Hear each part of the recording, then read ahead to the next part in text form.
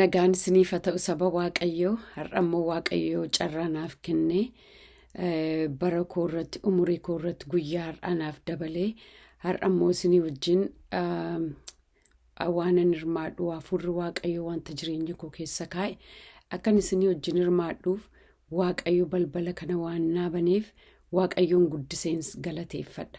Waaqayyoon waaqeffannu, Waaqayyoon amanannu, Waaqayyo gaariidha. Waaqayyo amanamaadha. Waaqayyo isa jiraataadha. Kanaaf Waaqayyoon koo guddiseen galateeffadha. Waaqayyo maqaan isaa bara baraan eebbifamu. Har'agaa Waaqayyo hafuura sodaa nurraa cabsuu barbaadeera. Hallelujah. Sodaadhaan ijoolleen isaa qabaman akka jiraatan hin barbaadu Waaqayyo.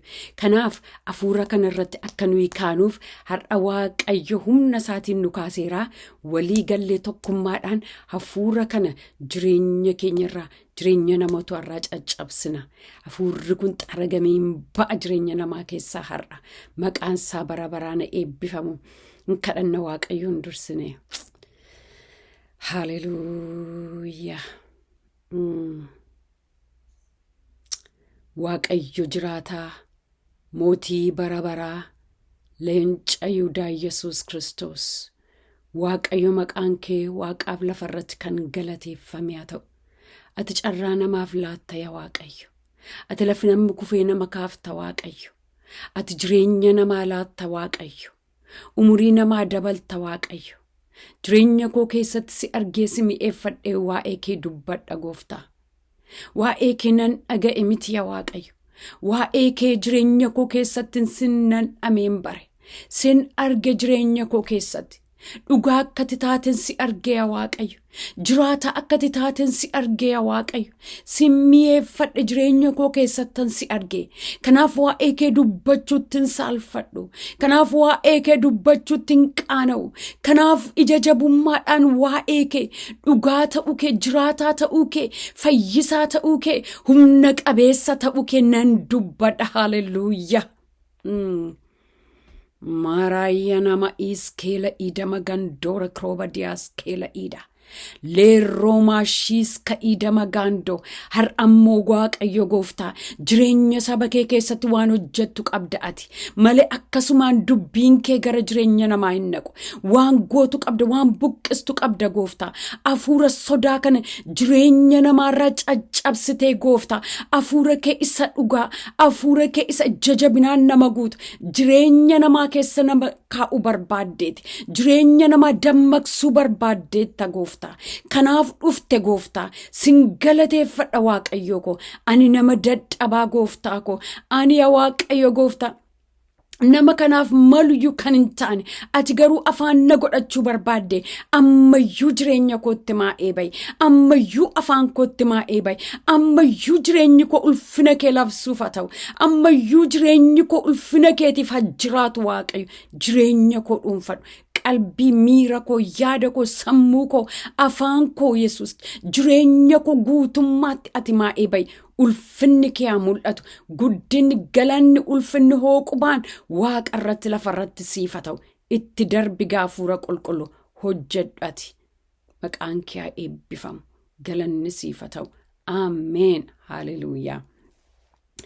Egaa har'aa waa'ee hafuura sodaa. Hafuura sodaa kanaa namni sodaadhuma na keessa jira yaaduu hin danda'a. Maaliif an si'a tokko akka kanatti yaadeera ta'a. Numan sodaadhaa. Meebii akkanitti guddadhe ta'uu hin danda'a. Meelee haala jireenyaa. Kanaaf hafuurri kun sodaan kun na keessa jira yaada ture. Sodaan egaa akaakuu lama. Sodaan inni normaaliin inni nu ittiin alanne waan tokko jalaa akka miliqnuuf jireenya keenyatu kanaan uumame. Yoo wanta nu miidhuudhaaf ka'u argine hin baqanna. Sodaan sunutu nu keessan jiru ta'ee garuu Waaqayyo sodaa sana nu keessatti hin dhumnetu ta'ee garuu hinuma dhaabbanne yookiin ittiin miidhamnaa jechuudha. Kanaaf sodaa inni normaal inni nu ittiin alan jireenya keenya keessa jira. Sodaa inni Waaqayyoo ijoollee isaatiif hin kennine garuu isa abbaa sobaa seexana diiyaabiloos biraa isa ta'edha. Sodaan seexannii jireenya namaa kan inni ittiin lolu, jireenya namaa kan ittiin attaakii godhu hafuura sodaatiin. akka nuyi karoora waaqayyo nuuf baase bira akka nuyi hin geenye, akka nuyi jireenya nagaa qabu hin jiraanne, akka nuyi kaayyoo waaqayyo ittiin nu uume bira akka nuyi hin geenyee fi seexanni hafuura sodaa nutti naqa. Hafuura kana gaa jireenya keenya keessatti homaa miti hojjenne yeroo nuyi keessumsiisaa adeemnu sodaan kun jireenya keenya keessatti guddate hafuura hamaadhaa fi jireenya keenya irratti akka inni miidhaa godhu karaa banaa jechuudha. Kanaaf sagalee waaqayyoo maal jedhaa? Ximootiyoos 2:1-7 maayidha. Waaqayyo hafuura humnaa, hafuura kan jaalalaaf kan of qabuu malee hafuura ija-laafinaa nuuf hin laanneedha. Kan macaafa Ingiliffaa irraa garuu hafuura spirit of fear jedha. Waaqayyo hafuura ija-laafinaa, hafuura sodaa nuuf hin kenne. Hafuura maalii nuuf kenne Waaqayyo? Hafuura maalii ijoollee isaatiif kenne Waaqayyo? Hafuura humnaa nuuf kenne. Haalleluuyaa. Paaliyaamaas kaddiyaa. Hafuura humnaa isattiin diina keenya lollee mo'annu, isattiin mataa diinaarra dhaabannu, isattiin mataa seexanaa tumnu hafuura humnaa nuuf kenne Waaqayyo. Maal nu kenne? Hafuura jaalalaa nuuf kenne. Hafuura of qabuu nuuf kenne. Sound mind sagalee waaqayyoorra. Hafuura of qabu. Hafuura sound mind sagalee waaqayyoorra. Sagalee Ingiliffaa isaarra. Kanaaf waaqayyo hafuura akkasiiti kan nuuf kenne. Hafuura nagaa, hafuura jaalalaa, hafuura humnaa, hafuura of qabu, cubbuurra hafuura humna ittiin of qabnu. Ulfina waaqayyo waan hin taanerraa kan ittiin of qabnu, kan ittiin of deebisnu malee hafuura ija-laafinaa yookiin immoo hafuura sodaa nuuf hin kennine. Har'a hafuura akkamitu jireenya keenya dhaalee jira? Aan jireenya koo keessatti hafuurri sodaa maal akka ta'e argeera. Jireenya koo yeroo inni kontiroolii godhu argeera. Hafuura nama sodaachuu, nama na sodaachisa ture. Nama yartuu fuuldura dhaabadhee haasa'uu hin danda'u. Ijoolleedhuma waggaa meeqa wajjin tajaajile fuuldura dhaabadhee haasa'uu hin danda'u. Sodaatu jireenya koo dhaala. Waanan dubbadhu na wal dhaalchisa. Kwaayirii keessan tajaajilaa yeroo kwaayiriitti achi bahuudhaaf kaanu lapheen koo hin dhaata. Sammuu koo tolba'ee waanan feentii gochuudhaaf ka'e natti fakkaata. Nan sodaadha baay'ee nama fuuldura dhaabachuu. Gaafa namni ijoolleen achi bahanii worshippii geggeessan, warri kadhatan iddoo aarsaatti bahanii yeroo isaan kana godhanii akkamumatti kana gochuu danda'u? Akkamitti guddatan isaan? Maanna fuurri isaan akkamittiin kana gochuu danda'u? Baay'ee na dhibqanii tokko jira dhaabachuu nan danda'a laata yaada.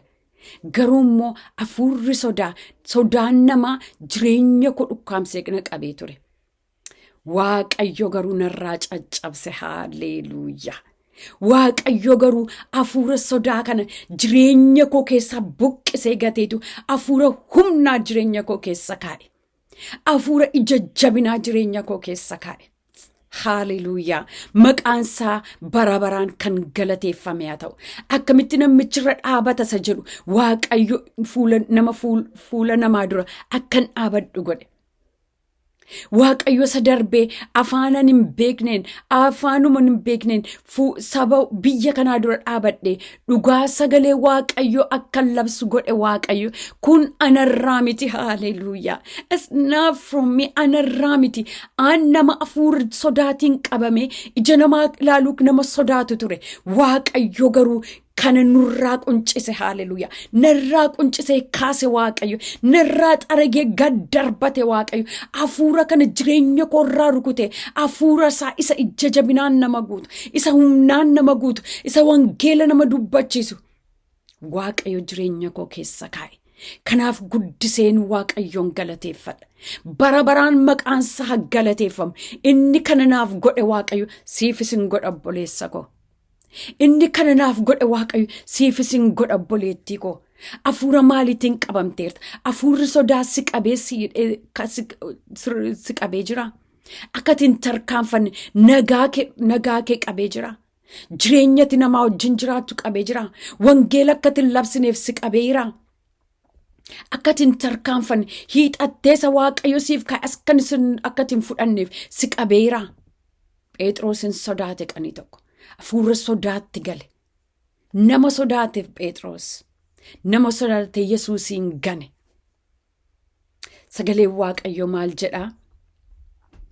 Maatiyos 10:8 irraa maayidha. Namoota foon qabeessa hin sodaatinaa jedha. Hin sodaatinaa namoota warra foon ajjeesuu danda'an lubbuu garuu homaa gochuu hin dandeenye hin sodaatinaa nama jedha. Haaleluyyaa. Iddoo tokko irratti immoo maayidha. Sodaan nama sodaachuun kiyyootti nama galcha jedha. Fakkeenya 29:25 irraa maayidha. Nama sodaachuun kiyyootti nama galcha. Waaqayyoon amanachuun garuu fayyina jedha. Haaleluyyaa. Maayidha. Nama sodaachuun kiyyootti nama galcha jedha. Nama sodaachuun jireenya namaa booddeetti gotota. Nama sodaachuun namni ija keessa akka namni nama ilaalle. Isa Waaqayyo fuula keenya dura kaa'e akka nu hin dhaalle biyyicha akka nu hin dhaalle nu godha hafuurri sodaa. Sabi Waaqayyo Gooliyaadin sodaatanii ta'anii turani.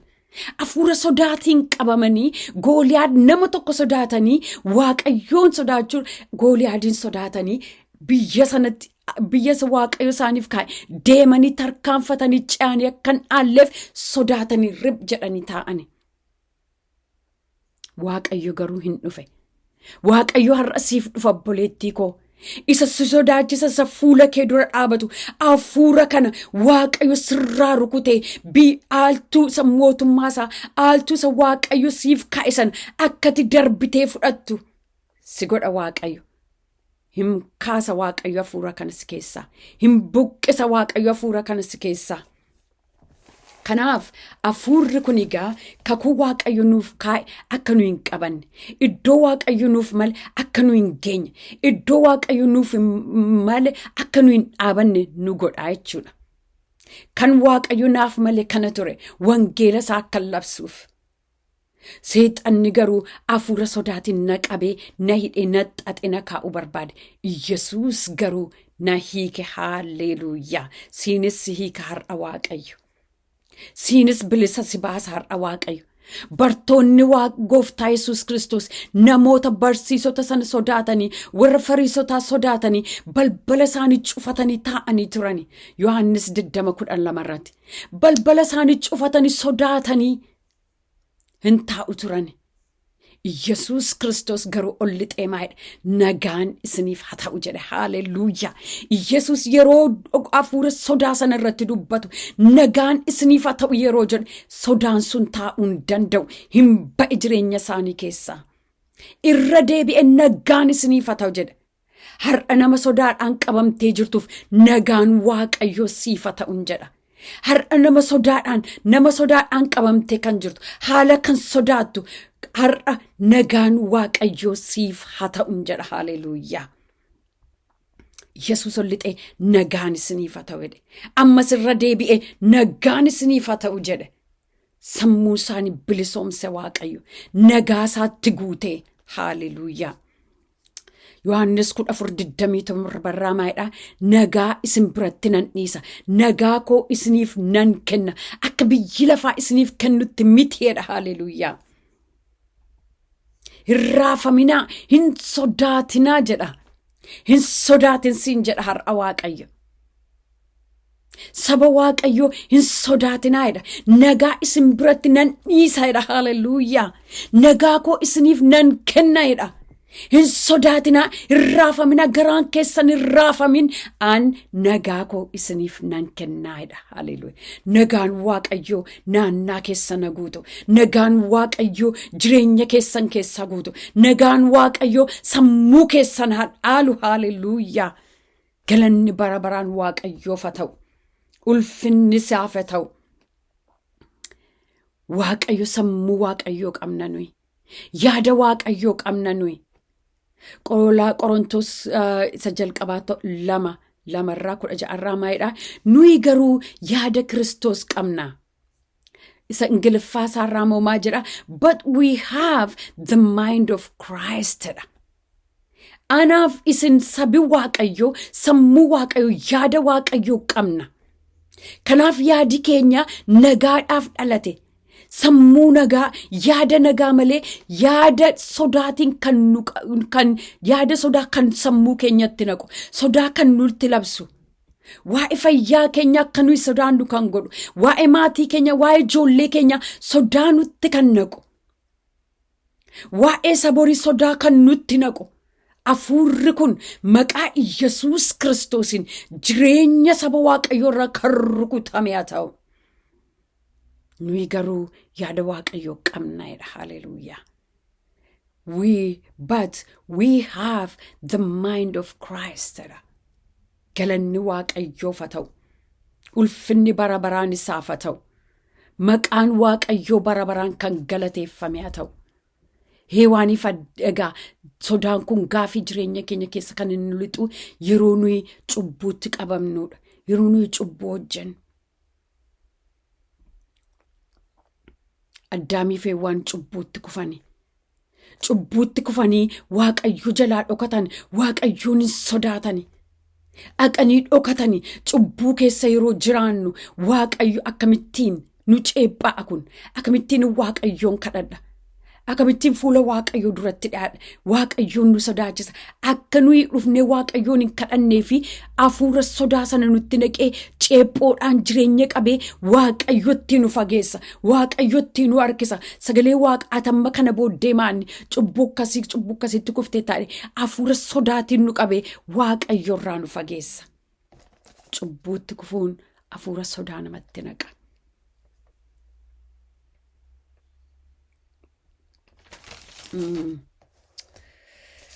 Maqaan Waaqayyoo bara baraan haa galateeffamu. Ulfinni isaaf haa ta'u. Phexros gooftaa Yesuus yeroo bishaan irra waameenii Yesuusiin jasaa Yesuus irra kaa'atee ka'e ture. Yeroo ija keenya Waaqayyo irraa buqqifannu, yeroo ija keenya Waaqayyo irraa kaafne isa naannaa keenya wuursuuf qalbii keenya jireenya keenya yeroo kenninu hafuurri sodaa jireenya keenya dhaaluutti ka'a. Wanti naannaa keenya jiru nu liqimsuutti ka'a. Inni nuyi sodaannu nu dhaaluutti ka'a. Phexros yeroo ija isaa gooftaa Yesuus irraa fudhate inni naannaa isaa jiru isa liqimsuutti ka'e. Isa nyaachuudhaaf qophaa'e. Har'a maqaa gooftaa Yesuusiin ija keenya Waaqayyo irraa fudhannee irra ta'e iji keenya gara Waaqayyootti deebi'uun nuuf haa ta'u. Ija keenya gara Waaqayyootti deebisuun nuuf haa ta'u. Har'a hafuurri sodaa inni sodaadhaan nu qabee isan ilaallu fayyaa keenya isa nama sodaannu inni kanaan akka nuti liqimsamnuuf hafuura sodaa inni nutti naqe maqaa Yesuusiin Kiristoos jireenya keenya irraa kan rukutame haa ta'u. Maqaa Yesuus Kiristoosiin kan rukutame haa ta'u. Haalleluuyaa. Yeroo hafuura kana qabaachuu ani hin beekun ture hafuura kana qabaachuu koo. Yeroo hafuura kana akka qabaannu barree isarratti loluu jalqabnu gaa Waaqayyo nu wajjin dhaabata. Waaqayyo kan nuyi beekuun nurra jiraatu sodaan Waaqayyo biraan taane inni noormaaliin taane diiyaabiloos isa hattuu sana biraati. Malee Waaqayyo hafuura sodaa nuuf hin kennin. Hafuura humnaa, hafuura jaalalaa, hafuura of qabu sound mind isa Waaqayyo kan nuuf kenna. Kanaaf egaa irratti dammaqnee lolla har'a.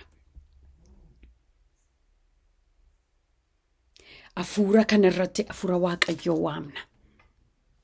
Iddoo hafuura sodaa kana hafuura Waaqayyootiin iddoo buusna. Haalleluuyaa. Hafuurri kun gadhiise jireenya keenya. Hafuurri kun jireenya amantootaa gadhiise. Hafuurri Waaqayyoo, hafuurri nagaa, hafuurri jajjabina, hafuurri sagalee Waaqayyoo nama dubbachiisu. Waaqayyo hafuura kanaan nu guuta. Haalleluuyaa. Maqaan Waaqayyoo bara baraan kan galateeffame haa ta'u. Ulfinni bara baraan Waaqayyoof haa ta'u. Hin buqqisa Waaqayyo kana hafuura kana jireenya keenya keessaa. Kanaan hin lollagaa. Kanaan hin dhaabanna. Sagalee Waaqayyo Efesoon 6:11 irraa maayidha. Haxxummaa seexanaatiin mormuu akka dandeessanitti mi'a lolaa isa kan Waaqayyo guutummaatti hidhadhaadha. Haxxeedha seexanni. Lakkii waanuma ofumaa sodaanne nutti fakkaata. Waanuma ofumaa sodaanne bakka yookiin akkuma itti guddanne akkuma jechaa akka itti guddanne nama duratti akka nuyi baanu nuuf hin eeyyaman ture. Keessummoota dura akka nuyi dhaabannu kanaan hin guddanne kanuma nutti wal nu fakkeessisa. Mikniyaata sababii akka nuyi dhuumnu nu godha seexana. Kanaaf maayidha sagalee Waaqayyoo haxxummaa seexanaatiin mormuu akka dandeessanitti mi'a lolaa isa kan Waaqayyoo guutummaatti hidhadhaadha. Har'a mi'a lolaasa kan Waaqayyoo sana hidhannee diinatti gadi baanagaa. Humnicha hidhannee hafuura kanatti gadi baana. Haleluuyaa. Hin kadhanna walii wajjin. Waaqayyo nurraa cabsa hafuura kana. Waaqayyo nu keessaa buqqisa hafuura kana. Waaqayyo na keessaa buqqiseera si keessaa sin buqqisa obboleessa koo. Waaqayyo na keessaa buqqisee hafuura humnaa hafuura jajabinaa narratti dhangalaaseera Waaqayyo. Sirrattis hafuura kana buqqisee hafuura humnaa hafuura jajabinaa hafuura nagaa isa namni biyya lafaa nagaa keessatti hin arganne keessatti Waaqayyo hafuura kanaan nagaa siif kenna. Maskala diina magandoora kirooba'iidha. Warri biyya lafaa hafuura sodaatiin qabamanii hafuura sodaa kana gab of keessaa jechisuudha yookiin alkoolii fudhatu yookiin diragii fudhatu. Kanaan yeroo inni dadhabu garuu gara lubbuu isaaniitti bal'eessuuf ta'uuf geessu. Hafuura sodaatiin qabamanii hafuurri sodaa jireenya isaanii kontirool godhee qabee jireenya isaanii dhumarratti jireenya isaanii fudhatee deema. Anaaf ati garuu Waaqayyo kanarratti nu dammaqseera. Anaaf ati garuu humna Waaqayyoo qabna. Anaaf ati garuu hafuura qulqulluu qabna. Isaan fuula diiyaabiloos dura dhaabanne. Iddoo isaa gadhiisee deemanne immoo maqaan Waaqayyoo haa eebbifamu. Walii wajjin kadhanna gaharra. Saba diina magandoora kiroodiyaas keela iida. Leeroomaas keela diama gandoora ilooma iida nama gaayya laba iida leeroomaa shiis ka iida magando iproodiis keela iida magandoora ilooma gaayya nama iida laaruumaas keela iida magando epooyaa shiis ka iida magandoora irraa babababababababa eeyyaa maamamamamama. Namni hafuura kanaan qabamtee jirtu yeroo kana kadhadhu. Waaqayyo hafuura kana si keessaa buqqisa. Waaqayyo hafuura kana si keessaa buqqisa. Kan ittiin walii gallee jiru har'a ani hafuura sodaa ganeera jenna. Haleluuyaa. Ganeera hafuura sodaa. Hafuurri kun hafuura Waaqayyo miti. Si ganeera yaa hafuura sodaa. Jireenya koo hin aaltu jedhiin. Hin aaltu jireenya koo Waaqayyo hafuura sodaa naaf hin laanne si ganeera yaa hafuura sodaa ba'i jireenya koo keessaa hidhiin. Ba'i jireenya koo keessaa hidhi. Hafuura humnaati kan Waaqayyo naaf kenne. Hafuura jajabinaati kan Waaqayyo naaf kenne. Hafuura jaalalaati. Hafuura nagaati. Hafuura sanittiin darbee dhaaluudha. Nan aaltu yaa hafuura sodaa hidhiin. Si ganeera yaa hafuura sodaa hidhiin. Paara gadiya laba hin buqqista iddoo aarsaasa. Hin buqqisnaarra anoo iddoo qabadheeraa isa jedhu kana hafuura kana maqaa Yesuus Kiristoosiin jireenya namaa keessaa kan buqqa'aa ta'u. Teessu jireenya namaa keessaa hafuura nana. Sobaa nana. Seexani sobaa abbaa soba hundumaateedha. Lakkii hafuurri kunoo kan koo miti. Lakkii hafuurri kun akkan itti guddadhe miti. Hafuurri kun hafuura sodaa isa seexana diiyaabiloos biraa ta'eera. Maqaa Yesuus Kiristoos nama Naazreetiin gadhiisi. Gadhiisi saba Waaqayyoo. Gadhiisi hafuurri sodaa jireenya saba Waaqayyoo. Gadhiisi maqaa gooftaa Yesuus Kiristoosiin. Si abboomna si kadhanna miti. Si abboomna Waaqayyo sabi Waaqayyo sammuu Waaqayyoo qaba. Amma maqaa gooftaa Yesuusiin sodaadhaan jireenya namaa xaxxee qabdee kan jirtu. Jireenya isaa akka sodaatu. Borii isaa akka sodaatu. Fayyaa isaa akka sodaatu. Du'aas kan inni sodaatu. Gadi ba'uu akka inni sodaatu. Konkolaataa oofuu akka inni sodaatu. Kan gootu hafuurri kun maqaa Yesuusiin gadhiisi. Gadhiisi saba Waaqayyoo. Gadhiisi maqaa gooftaa Yesuus Kiristoosiin. Ba'i jireenya isaa keessaa. Ba'i jireenya ishee keessaa. Ba'i maqaa Yesuusiin jireenya saba Waaqayyoo keessaa. Shalababababababababababaya. Irraa mamamamamamamaya dhiida. Roba badiala orama maskela diana magandora. Roba iskela ida magando. Malura spera ida na magandora. Roma ida. La ruma gaya na maida. Rukutami Maqaa Yesusiin. Gadhiisi Maqaa sun. Gadhiisi sammuu namaa. Gadhiisi Maqaa Yesusiin sammuu namaa. Shalaba ganama diya. Irrama mama. Rafuu akka namni rafuu riballee akka namni sodaatu kan gootu. Abjuudhaan jireenya namaa kan doorsistu. Abjuudhaan jireenya namaa kan naasistu. Abjuudhaan jireenya namaa kan sodaachistu. Hirriba sireessa akka namni baqatu kan gootu.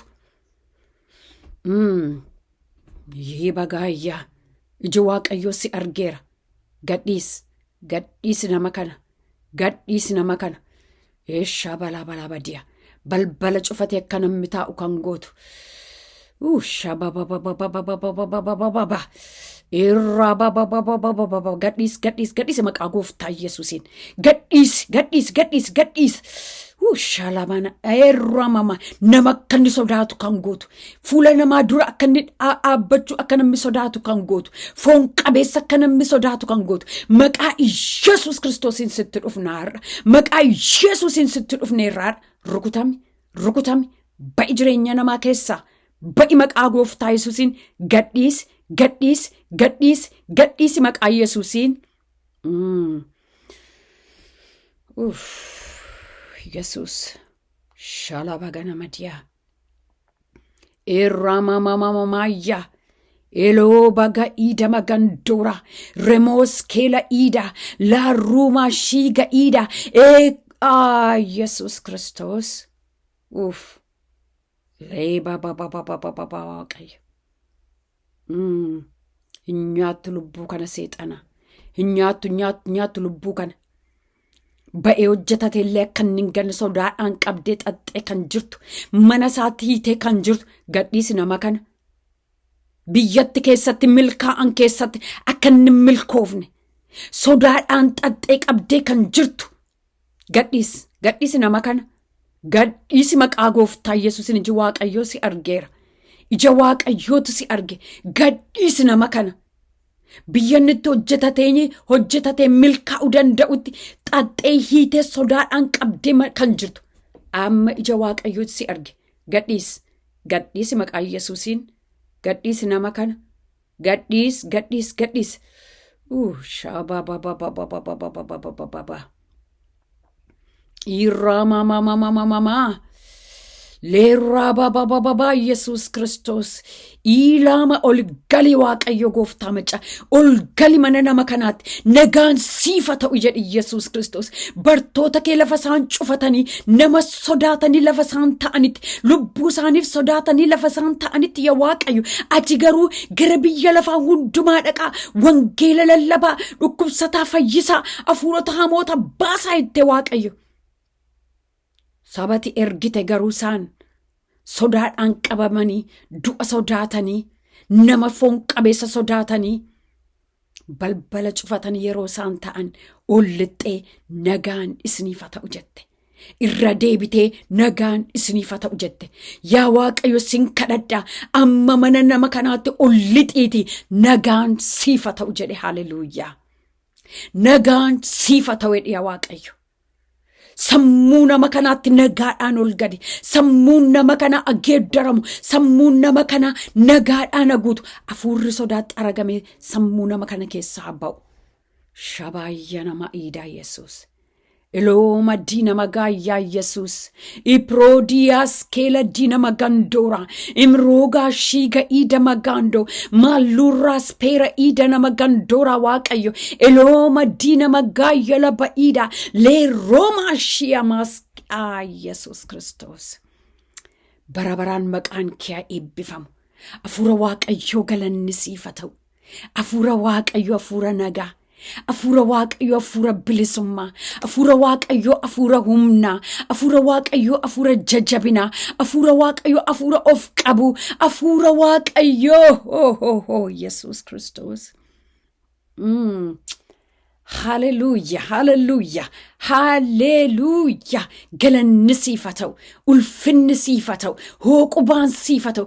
Ati gaariidha Waaqayyo. Saba kee hiiktee gadhiista Gooftaa. Saba kee bilisa baaftati Waaqayyo. Isatti qaqee xaxee qabee hidhee dhukkaamsee jiru keessa tafachiiste gadi baafta Gooftaa. Hafuura kana irraa Waaqayyo Gooftaa irraa jireenya sarara mulqite, sammuu sarara mulqite. Hallelujah, hallelujah, hallelujah. Nama baay'ee bilisa baaftati Gooftaa. Nama baay'ee sodaa keessaa baaftati Yesuus Kiristoos. Nama baay'ee irratti dammaqsita Gooftaa. Humni kee gara jireenya namaa dhaqu. Barabaraan maqaan kee galateeffamu. Ulfinni hundumtuu siif haa ta'u. Kabajni hundumtuu siif haa ta'u. Waaqa irratti lafa irratti maqaan kee galateeffamu. Maqaa Yesuus Kiristoos nama Naazreetiin. Ameen. Hallelujah. Waaqayyo sina eebbisu saba Waaqayyo. Naaf kadhadhaa. Lola qaba. Waaqayyo garuu lolicha irratti humna naaf kenne. Lolichi xaxee qabee na kaa'uu hin dandeenye. Yesuus mataa isaarra na dhaabe. Wangeela sana dubbachiisa Waaqayyo. Barabaraan maqaan isaa eebbifamu. Yesuus gooftaadha. Hallelujah. Gadi baanee wangeela labsina. Gadi baanee warra badan barbaanna. Gadi baanee daawuntaawunii dhannee lafa namitti baay'atu dhannee wangeela Kiristoos lallabna. Maaliif ufaatiin Yesuus Kiristoos ga'eera. Yeroochi dhiyaateera. Yeroon kun yeroo nutti mana keenya ukkaanfannee teenyutu hin ta'in kennaa isa Waaqayyo nutti kenne, wangeela isa Waaqayyo nutti kenne, wangeela Kiristoos adaraa isa Waaqayyo nutti kenne gara biyya lafa hundumaa dhaqaasan nuun jedhe sana wangeelicha qabanne akka nama maraatee Yesuus Kiristoosiif mandara keessa adeemne, magaalaa keessa adeemne yeroo nuyi wangeela Kiristoos lallabnuudha. Galanni Waaqayyoof haa ta'u. Ulfinni Waaqayyoof haa ta'u. Yeroo nuyi miilla tokko fuunu Yesuus Kiristoos immoo nu fiiksisa. Hallelujah. Naa kadhadhaa Waaqayyoon. Ayyaanni Waaqayyoo akkanarratti baay'atu. Dachaa Waaqayyo ayyaana isaa akkanaaf kennu. Waaqayyoon naaf kadhadhaa. Ergaan kun isin gargaareera yoo ta'e warra beektaniif dabarsaa. Namaan qoodaa yommuu video haaraa yeroo maxxansu akka argachuu dandeessaniif akka sanaanii subscribe godhaa. Ulfinni Waaqayyoo irratti mul'atu. Subscribe gochuudhaanii wangeela Waaqayyoo labsitu. Namaaf sheerii gochuudhaanii wangeela Kiristoos labsina. Hallelujah. Maqaan isaa barabaraan eebbifamu.